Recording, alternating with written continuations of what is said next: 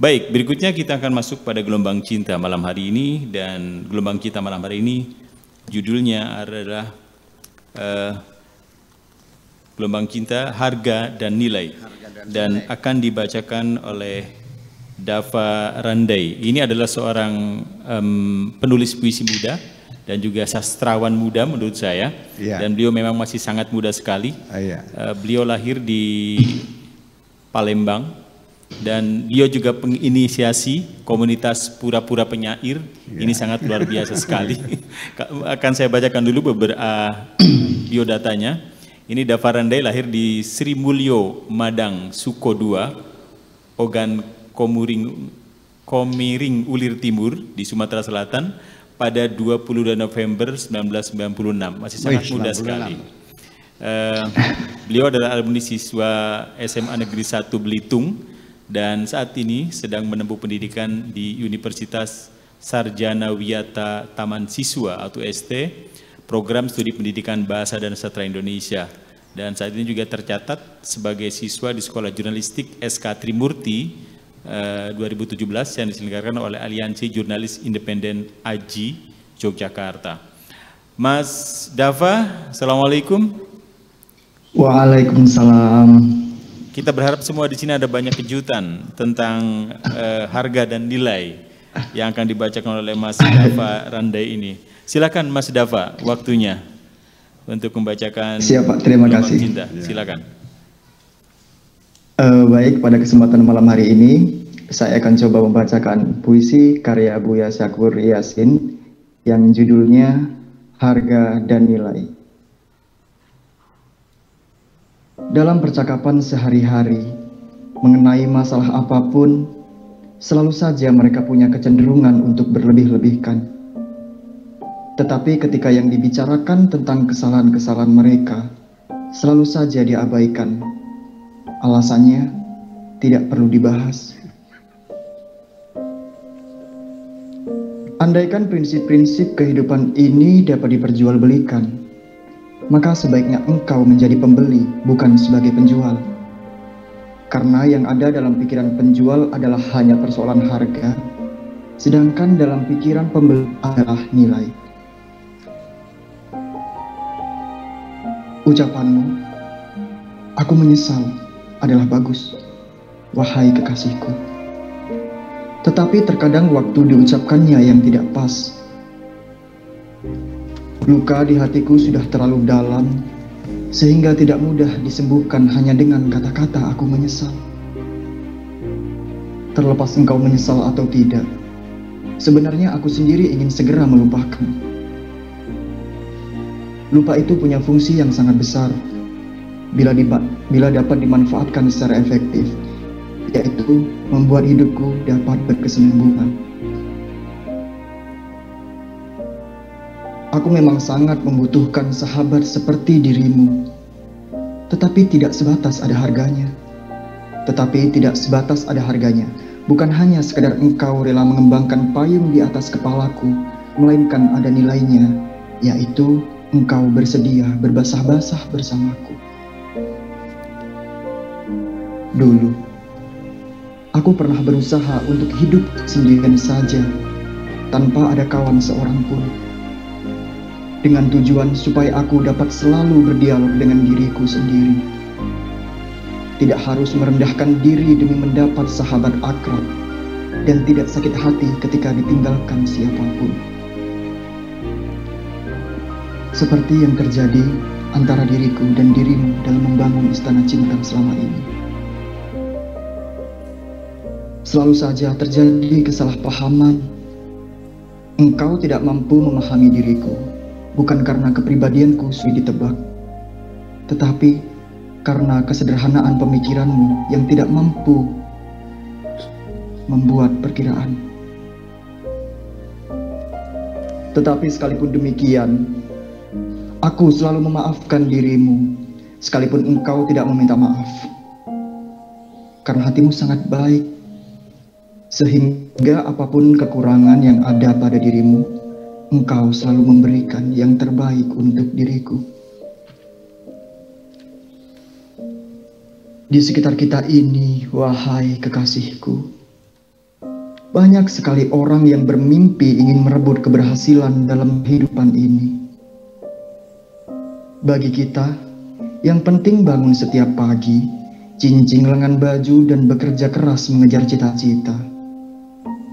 Nanti, berhasil atau tidak berhasil, tidak usah berkalkulasi dengan nasib dan keberuntungan. Tetapi, yang pasti dosa-dosa yang kita lakukan, itulah yang mempersulit kehidupan kita. Harus menjadi catatan penting dalam pikiran kita, wahai kekasihku. Dan jangan pernah lengah.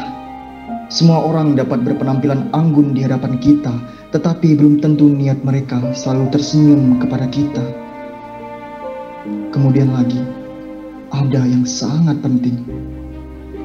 Perlu engkau ketahui, bahwa kemenangan itu tidak selalu melakukan musuh-musuh, tetapi juga disebut menang ketika engkau dapat menaklukkan hawa nafsu yang nongkrong di atas kepalamu. Setan-setan yang mengalir bersama darahmu, kenangan-kenangan yang menyakitkan hatimu, rasa takut yang mencekam pikiranmu, dan orang-orang di sekitarmu yang meragukan kemampuanmu. Dulu, sudah kuperingatkan kepadamu, ketika engkau perhatianmu semakin hari semakin menyusut, bahwa kalau sudah demikian, itu sebagai pertanda yang harus engkau prediksikan. Nanti percintaanmu tidak akan lama lagi akan segera berakhir. Untuk sementara waktu, permisahan masih bersembunyi di balik kesalahpahaman dan pertengkaran yang sepele. Setelah perpisahan dengan kekasihmu, engkau keluar sebagai pemenang. Engkau benar-benar pahlawan yang sejati. Sesungguhnya pahlawan yang sejati itu tidak mesti dengan menghunuskan pedang, melainkan pahlawan itu orang yang di dalam dadanya selalu membawa hati nurani. Dulu, ketika engkau masih mencintainya, terlihat seperti malaikat. Sekarang setelah berpisah, baru matamu melihat setan yang sesungguhnya. Sebetulnya, sahabatmu itu tidak pernah berubah dari malaikat menjadi setan. Akan tetapi, perubahan itu terjadi akibat kondisi hatimu antara suka dan benci.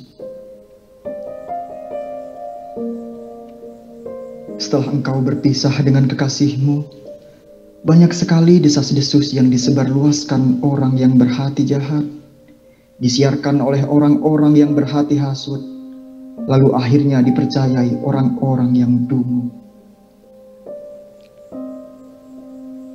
Kehidupan kita sekarang ini, wahai kekasihku, sudah tidak lagi menjunjung tinggi keadilan, sehingga tidak ada cara lain supaya kita tetap merasa nyaman. Kita harus pandai untuk berhati sedapat mungkin. Sekalipun nanti akibatnya, kita terpaksa harus menyesuaikan diri dengan apa yang tidak kita kehendaki. Itu berarti sama dengan mengintimidasi kepribadian kita sendiri.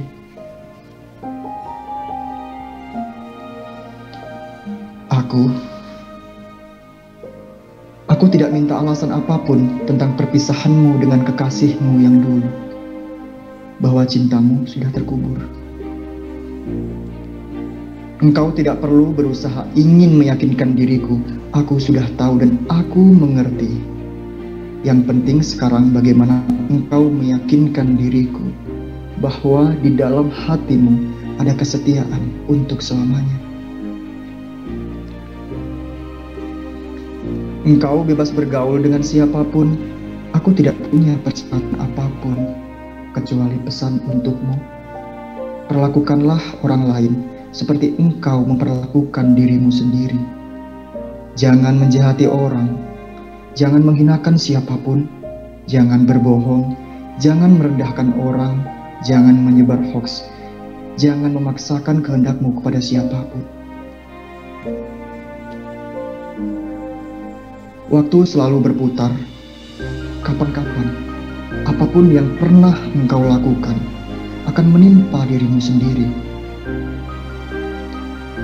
Dengarkanlah baik-baik, wahai kekasihku. Engkau putus cinta dengan kekasihmu yang dulu adalah bukan karena aku mempengaruhi dirimu, melainkan keputusanmu sendiri. Engkau ingin cepat-cepat menikah. Aku harapkan mudah-mudahan bukan karena engkau ingin melupakan yang dulu, tetapi benar-benar tuntutan dari hati nuranimu. Aku tidak punya maksud untuk menunda pernikahan, tetapi kakakmu yang tidak mau dilangkahi. Aku sudah mengerti sejak lama. Kakakmu tidak setuju menikah lebih dulu. Aku merasakan itu sejak aku tahu kakakmu membanting pintu agak keras di hadapanku. Mungkin ada baiknya kakakmu kawin dulu. Sambil menunggu itu, kita punya banyak waktu untuk saling mengerti dan saling memahami tentang pemikiran dan kepribadian kita. Sambil menunggu kakakmu kawin dulu, wahai kekasihku. Aku juga menunggu bapakku kawin dulu. Ibuku sudah meninggal 6 tahun yang lalu. Bapakku tinggal di rumah sendirian, hanya bersama pembantu yang sudah lanjut usia. Aku tinggal sendirian di rumahku sendiri, seminggu sekali menengok bapakku. Persisnya hari Minggu pukul 9. Aku diminta hadir untuk diperkenalkan dengan calon ibu tiriku. Apa yang terjadi, wahai kekasihku? Aku sangat terkejut. Dan perempuan yang jadi calon istri bapakku juga terlihat sangat gugup sekali. Aku berusaha untuk secepatnya dapat menguasai diriku, pura-pura tidak mengenalnya. Ku jabat tangan calon istri bapakku dan ku cium hormat. Ku ucapkan, "Selamat." Kakakmu hanya menjawab, "Terima kasih." Sambil tersenyum dibuat-buat, seperti baru kenal pertama kali.